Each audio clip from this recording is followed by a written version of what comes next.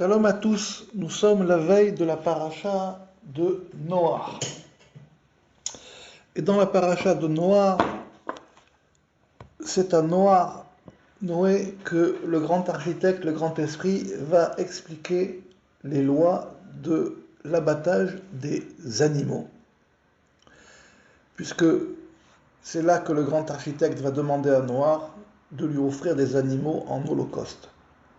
On avait déjà expliqué ça, comme quoi ceux qui pensent que les sacrifices, ça a été fait pour imiter d'autres peuples, c'est une erreur absolue. Mais peu importe, on n'est pas là pour ça. Ça, on l'apprend dans Bereshit, chapitre 1, à la fin du verset 26, Lachem, pour vous, c'est pour les hommes. Je vous ai envoyé une copie du Rashi. Mais ce n'est pas l'objet du cours. Puisqu'il y a un parallèle entre ce que j'avais décidé de vous enseigner et la paracha, donc je fais uniquement ce parallèle-là.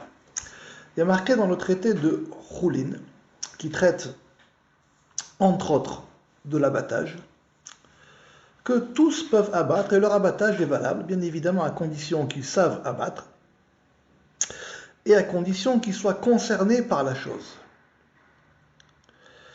Ensuite, la fin de la Mishnah dit, si on abattait la nuit, et aussi si un aveugle avait abattu, mais en réalité, on a vérifié que l'abattage a été fait de manière convenable, l'abattage est valable.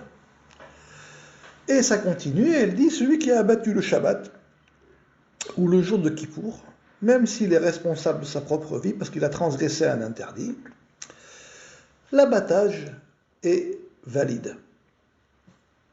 Voilà donc une Mishnah. Sur cette Mishnah, il y a une très très longue Gemara. Et elle nous traite donc finalement de qui peut abattre. Au sens simple, c'est comme cela. Qui peut abattre? Apparemment, tout le monde peut abattre. Et même ceux qui, on aurait un doute, d'un instant que quelqu'un les a regardés, surveillés, ça fonctionne. En réalité, si on fait attention, il faut faire bien attention. Comme j'ai dit plusieurs fois, la dernière fois, on a vu dans la Sechet Gittin, je vous ai pris un exemple qui permet de lier le début et la fin. Et bien évidemment, à la fin, sauf d'avar Akol Nishma, à la fin, tout se fait entendre. C'est la fin qui révèle le début. Donc de la fin, qui traitait du divorce, on a appris que même le début en parlait. Ça, c'était juste une manière, Rechav et Sefa, de voir les choses. Il y a dans le Shas, Shisa Sidre Mishnah, 63 traités. Et à chaque traité, chaque chapitre, ou en fonction des chapitres, on peut apprendre un tas de choses. Ici, il faut prendre le début de la Mishnah et la fin de la Mishnah. Tous peuvent abattre et leur abattage est valable. Et la fin, elle dit, celui qui a abattu la nuit, et même si c'est un aveugle qui l'a abattu, si on l'a vérifié, alors qu'il a été abattu de manière convenable, alors c'est valable. On parle ici d'une situation, à savoir la nuit, et d'un homme. Encore une fois, un homme dans une situation. Et la Mishnah termine comme ceci. Donc elle commence avec tous peuvent abattre, leur abattage est valable. Tous, c'est quoi? C'est les hommes. Donc ici, on parle d'un homme. Mais à la fin, on dit celui qui a abattu le Shabbat, le jour de Kippour. Là, on parle d'un temps, d'une situation. Donc il y a un homme et une situation. Même s'il est responsable de sa propre vie, ça c'est pour l'homme, c'est pour la transgression qu'il a fait d'abattre un animal un jour où on ne doit pas l'abattre, l'abattage est valide. Donc ici, ce qui sort, c'est que la situation importe peu. Importe peu. Et même l'homme importe peu. Ce qui compte, c'est que l'abattage soit valide. Et l'abattage est valide. Donc, ce que la Mishnah veut nous enseigner, l'important, ce n'est pas d'où on vient, c'est ce qui en sort. Celui qui a abattu le Shabbat au Yom Kippour, même s'il est responsable pour sa propre vie, l'abattage est valide. La vie continue, sous un autre plan pour cet animal. Donc de là, on apprend que la vie, ce n'est pas d'où l'on vient. Ce n'est pas la situation, c'est où l'on va. Il y a quelques années, j'étais en Israël, à Hashmonaïm, et il y avait une discussion entre les rabbinim sur la bioéthique, sur le don d'ovocytes. Et donc, Shabbat, j'étais invité dans une synagogue, il y avait des rabbinim, ils m'ont demandé de parler. Et, en général, je n'aime pas rentrer dans ces discussions, ce que j'appelle moi dualiste. C'est pas pour moi ça. Et ils savent très bien que je ne suis pas là-dedans. Mais en tout cas, quelqu'un juste avant avait dit qu'il y avait un vide juridique. Un vide juridique. Donc on ne savait pas. Donc, je suis monté à la Théba, ils m'ont demandé de parler. J'ai parlé, j'ai expliqué qu'en réalité, Gametze et Umadze, Hachem il a fait l'un en face de l'autre. C'est comme ça que le roi Salomon il a compris. Il a compris la première phrase, le ciel et la terre. L'un en face de l'autre. Le roi Salomon est le miroir de la Torah. La Torah parle par l'intermédiaire de Moïse, qui est le maître des prophètes, et le roi Salomon lui répond comme un miroir, qui est le maître de l'Esprit Saint, du roi HaKodesh. Donc le ciel et la terre, et le roi Salomon il a dit, l'un en face de l'autre, il a fait le grand architecte. Donc quand vous cherchez à comprendre où est-ce qu'on parle de la vie, allez voir où est-ce qu'on a ôté la vie pour lui donner une autre vie. Donc dans Choulin. À partir de là, vous voyez que l'important n'est pas la situation. La situation ici, c'est la situation la pire qui soit. On a abattu un animal un jour où on ne peut pas abattre. Et pourtant, l'abattage est valide. Je vous ai ramené d'autres références. Il y a marqué dans ma Masechet Orayot, à la fin, c'est comme ça que ça se termine, que Adif Mamzer Talmid Chacham Mikohen Gadol Amaretz.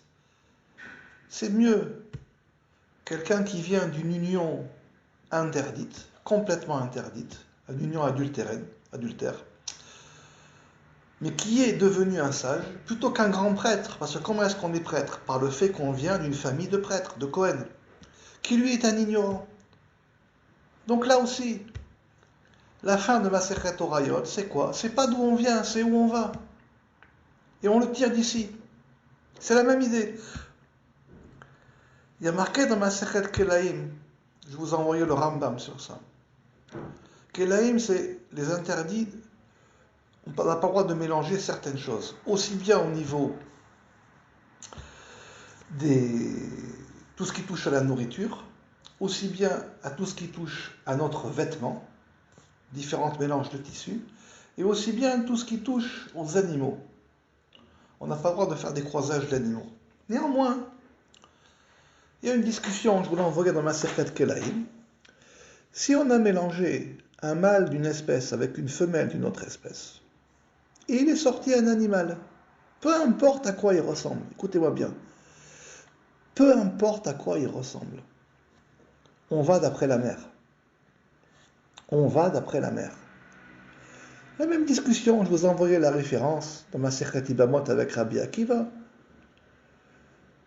En réalité, même si une femme a eu une union interdite, ça ne crée pas ce qu'on appelle un mamzer.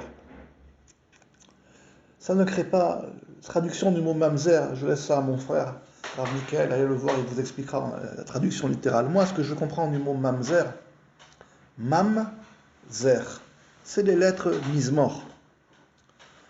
Ça vient du mot quantique. Mezerem shel vav, du courant du vav. Il y a quelque chose dans le chant de cette personne. On porte tous, vous savez, un chant intérieur. Tous. Tout le monde. Tout le monde a un chant, et dans ce chant, ça vient du mot mismor, ça vient du mot zerem, courant, parce qu'à l'intérieur, il y a une pulsation. Donc on a tous une pulsation intérieure. C'est ça que le roi David nous a enseigné. Mismor, le David. Cantique de David, on traduit, mais en réalité, ça vient du courant. Et donc cette personne, comme son union, c'est-à-dire son vêtement, la partie extérieure, son corps, vient d'un endroit qui ne va pas, à la conception, alors dans cette partie extérieure, il y a un champ, une pulsation, un zérem, un courant qui ne va pas. Pardon, mais ça, c'est la partie extérieure. Dans la partie intérieure, il peut travailler, il peut s'élever et devenir un sage. C'est ça la vie. C'est pas d'où on vient, c'est où on va. Celui qui a abattu le Shabbat ou le Yom Kippour, même s'il est responsable de sa propre vie, l'abattage est valide. Sur cette discussion dans Ibamot, Rabbi Akiva, il n'est pas d'accord. Lui il dit non, il dit que dès l'instant qu'une femme elle a une union interdite, l'enfant aussi, il est même sœur. En réalité, j'ouvre une petite parenthèse, on va la refermer rapidement. Il y a une chose qu'on traduit en français, puisqu'on parle en français, qu'on appelle la loi. Mais en réalité, la halacha, ce n'est pas la loi. Halacha ilour, c'est une route, c'est un chemin. C'est pour aller. Et la halacha, donc le chemin, il est tracé en fonction du chemin le plus grand, le plus long et le plus droit qui peut être. Et pas en fonction d'une situation. Rabbi Akiva pense comme cela. Si l'enfant qui sort d'une femme qui a eu une union interdite avec un homme, l'enfant est valable, alors ça laisse une possibilité à la femme de pouvoir avoir des unions interdites. Et même avec des hommes, d'aller s'unir avec des femmes qui ne doivent pas, avec lesquelles ça ne peut pas aller. Donc il a interdit. Mais en réalité, ça, ce n'est pas la loi. Il a voulu mettre une barrière. Donc on peut parfois mettre une barrière, mais ce n'est pas la route. Il faut faire attention, la barrière, ce n'est pas la route. À l'époque, il y a plus de 2000 ans, où les maîtres ont tracé la route, qu'on appelle la loi, eux, ils l'ont tracée en fonction de la route la plus droite qu'il y a. Pas en fonction des barrières. Il peut y avoir des barrières, mais pas en fonction des barrières. C'est pour ça qu'on n'appelle pas ça din, littéralement loi ou justice, mais halacha, route, qu'on traduira par loi, mais c'est une route.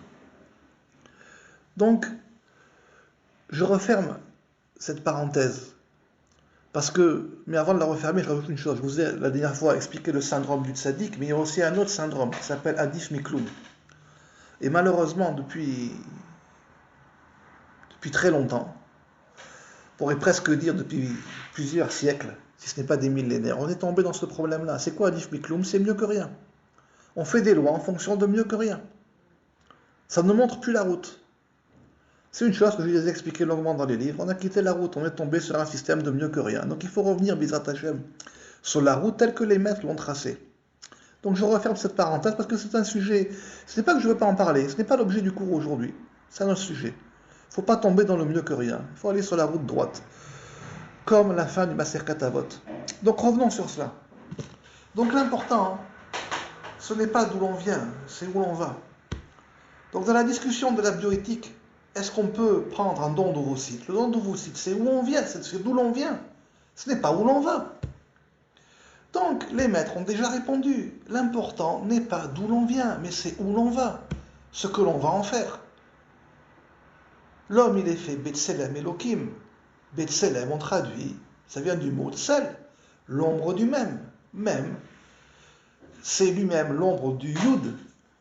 Même c'est 40, Yud. C'est la première étincelle réellement, qui va amener quelque chose, qui va amener une lumière. Donc avant 40 jours, bien qu'il y ait une vie, ce n'est pas une lumière. Donc tout ce qui vient d'avant 40 jours, il n'y a aucun problème. Il n'y a aucun doute, il n'y a aucun vide juridique. C'est simplement qu'il faut regarder les choses là où elles ont été dites et après il faut pouvoir les retourner. C'est pour ça que je parle toujours d'ombre. Regardez, quand nous prions le matin et l'après-midi et même le soir, ça dépend de l'influence du soleil. Donc c'est une ombre. Le soleil, qu'est-ce qu'il fait sur la terre? Il amène une lumière, mais de cette lumière, il amène une ombre. Parce que la lumière en soi, on ne peut pas la prendre. Donc on va en fonction de l'ombre, de ce qui est possible. C'est pour ça que l'homme, il est fait de tsélem, d'ombre. C'est à travers cette ombre qu'il peut absorber quelque chose. Parce que s'il rentre complètement dans la lumière, il n'y a plus rien, tout s'annule. Tout s'annule. L'existence ne vient que par rapport à l'ombre. Je l'ai expliqué dans une parabole. Regardez ce monde. Quand vous voyez un coucher de soleil ou un lever de soleil à travers des nuages, c'est magnifique. Ou même ces nuages qui amènent une ombre sur la mer, sur la plage ou sur la montagne, c'est magnifique. Mais pour le soleil, tout ça, ce n'est que des empêchements. c'est que des problèmes. Ce n'est pas lui. Mais c'est cette ombre, ces problèmes qui font révéler la lumière. C'est pour ça que je vous dis toujours, priez pour que tout ce qui doit vous arriver bien évidemment pour le bien et pour le mieux et pour qu'on puisse le supporter. Mais si rien ne nous arrive, alors rien ne se révélera. C'est aussi ça ce qui a été dit ici. Celui qui t'a battu Shabbat ou Yom Kippour, même s'il est responsable de sa vie, l'abattage est valide, ça continue. Ça continue, l'histoire continue. Donc, une chose qu'on apprend ici, c'est que l'important n'est pas d'où l'on vient, mais c'est où l'on va. Vous savez, dans les règles de l'abattage, il y a combien d'interdits? 5. 5. Il y a combien de degrés dans l'âme? Il y a combien finalement? Ce n'est pas des degrés, ce sont des tonalités. Je vous avais déjà expliqué ça dans un cours. Il y a combien de tonalités possibles? Il y en a 5. Des fois, quand on s'incarne, on joue sur une tonalité. Vous pouvez voir Nefesh, Roar, Neshama, Nefesh, Roar, Neshama, Chaya, Yechida, comme des tonalités. Vous pouvez aussi les voir comme des saisons. Et chaque saison amène une couleur, un fruit et un goût différent, une atmosphère différente, plus la chose principale qui est au-delà de tout, qui va tout guider. 4 saisons, plus une chose qui les met en mouvement, comme les 4 fleuves et un. Donc ici, voilà la chose. Voilà encore un autre exemple qu'on tire de Masechet Choulin. Et vous savez, c'est pas uniquement ça. C'est que tout ce qui va continuer après, donc tout ce qui va être lié à l'abattage, on va aller d'après où l'on va, pas d'après d'où l'on vient. Même lorsqu'on va vérifier après les organes de l'animal. Vous savez qu'une fois qu'on a abattu un animal, on vérifie le couteau et on vérifie la trachée et l'œsophage, qu'ils ont été tranchés, et aussi les vridim, les veines, les jugulaires qui sont à droite et à gauche du cou en général. On vérifie que tout a été bien fait. Et après, on vérifie l'intérieur de l'animal. On vérifie aussi l'animal avant, mais on le vérifie aussi après.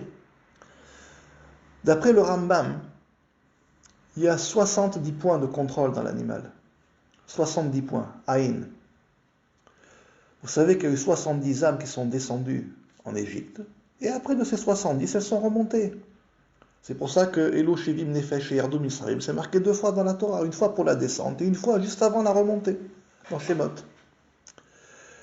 Donc, la vérification ensuite, c'est pour voir si dans ce Haïn intérieur, il n'y a pas eu un problème. Et là aussi, on va aller d'après où l'on va, pas d'après où l'on vient. Alors, vous voyez que ça donne ici une route. Une route. Ce n'est pas simplement le fait d'avoir lié le début de la Mishnah, tous peuvent abattre, leur avalâtre est valide, et leur abattage est valide, et à la fin, celui qui a abattu Shabbat et Kippour, le responsable de sa vie, l'abattage est valide. C'est pas uniquement ça. C'est le fait qu'on a révélé un mouvement, une direction.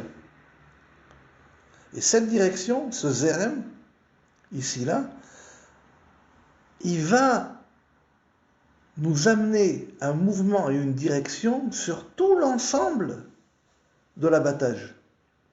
Pas juste sur une Mishnah, ça va passer à travers tout.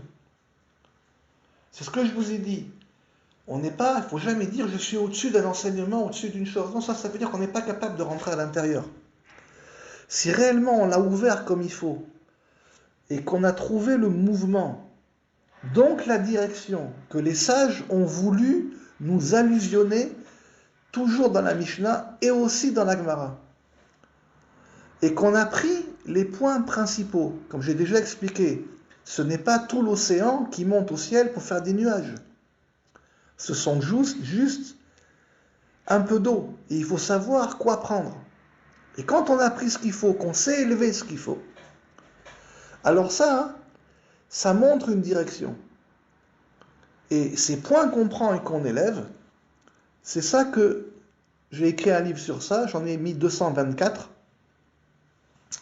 C'est ça qui va guider toute la halakha, donc la loi, dans la compréhension. Mais en réalité, c'est la route. C'est comme en musique. Et on va terminer avec ça. Il y a une échelle tonale que tout le monde connaît, do, ré, mi, fa, sol, la, si, do. pour l'échelle de Do. Sur cette échelle tonale-là, il va y avoir l'accord majeur de Do, Do, Mi, Sol, donc 3 notes. Donc ce n'est pas toute l'échelle tonale qui monte, c'est 3 notes. Ça forme un accord. Là, c'est la même chose. J'ai ouvert la Mishnah, la vérité, j'aurais pu aussi vous ouvrir la Gemara, mais le problème, c'est qu'en une demi-heure ou même en quelques heures, ça n'aurait pas été possible, ça prendrait plus de temps. Et on va prendre la Mishnah et la Gemara, et on va voir quels points importants peuvent monter. Et de ces points, on va créer un accord. Dans l'accord, va révéler le mouvement. Comme il est dit, Venar Yotse Eden, un fleuve sortait de l'Éden, les Hashkot et Tagan, pour abreuver le jardin, et de là, il se divisait en 4. Donc on va élever cette chose pour la ramener à son point de départ qui va mettre en mouvement toute chose. Donc ici, toutes les règles de l'abattage, à savoir les règles de la vie.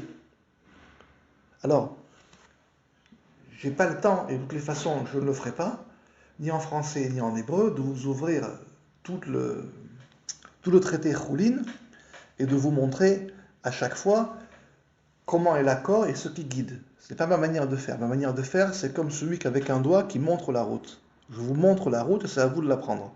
Vous la prenez, vous la prenez. Vous ne voulez pas la prendre, vous ne voulez pas la prendre. Et comme j'ai déjà dit, l'objet des cours en hébreu, c'est d'ouvrir des fenêtres sur la route. Déjà, on prend la route, c'est déjà bien, Baruch Hashem. Cette route, elle vous amène vers l'axe central, ça c'est déjà bien aussi. Et par moments, vous voyez à travers la fenêtre, mais vraiment à travers la fenêtre, vous voyez un paysage extérieur. C'est ce que j'ai fait ici. Je vous montre un paysage extérieur. Alors, je ne peux pas vous montrer tous les paysages extérieurs que Baruch Hashem on a dans notre Torah. Je peux vous en montrer quelques-uns pour diverses raisons, et je terminerai avec ça. D'abord, il ne faut pas que le choc soit trop grand. Donc, même si ça n'a pas l'air, je mesure extrêmement ce que je vous envoie comme enregistrement. Il faut que le choc soit supportable. Et j'essaie de prendre des sujets sur lesquels la majorité, je pense, d'entre vous n'a pas énormément approfondi. Comme ça, le choc n'est pas trop grand. Mais on pourrait le faire avec des sujets que des gens approfondissent énormément. On pourrait ouvrir par exemple les babottes, mais le choc serait trop grand. Ça ferait un choc trop grand. Choc trop grand à divers niveaux. Premier niveau, le fait d'ouvrir Mishnah et Gemara et de prendre les points, comme dans l'échelle tonale, pour tirer un accord majeur, veut dire qu'il faut laisser la mer là où elle est. Il faut la connaître. Il faut connaître les courants de la mer. Il faut connaître les points principaux de la mer. Ça, on ne peut pas le trouver seul. C'est un maître qui doit vous les montrer. Mais ça a été fait, Baruch Hashem, c'est écrit. Et après, il faut être capable de les élever. Or, la majorité, malheureusement, des gens, quand ils sont réussi à prendre la mer, ça veut dire qu'ils ont réussi à construire un bateau. Ils ont réussi à aller dessus. Quand on leur dit qu'il faut tout abandonner pour ne prendre que quelques points, pour eux, c'est pas concevable. C'est pas concevable.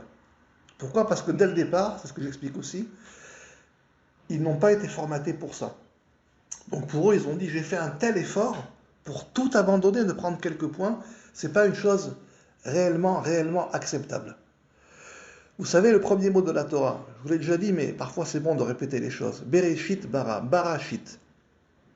Au début, il a créé 6. C'est comme ça que le Zohar dit, c'est comme ça que la Gemara dit. Mais je sais très bien qu'il a créé 6. Il y a marqué après qu'il va y avoir 6 jours dans la création. Qu'est-ce que ça m'importe ici qu'il a créé 6? Ça m'importe de savoir que même avant de créer, la fondation, elle tient compte de l'ensemble de la construction. La fondation tient compte de l'ensemble de la construction. Et si ma fondation ne tient pas compte de l'ensemble de la construction, je ne pourrai jamais construire 6 étages. Jamais. Je vais en construire un, maximum. Et au maximum, je ferai une fenêtre avec une véranda pour aller voir ce qui se passe sur l'étage au-dessus.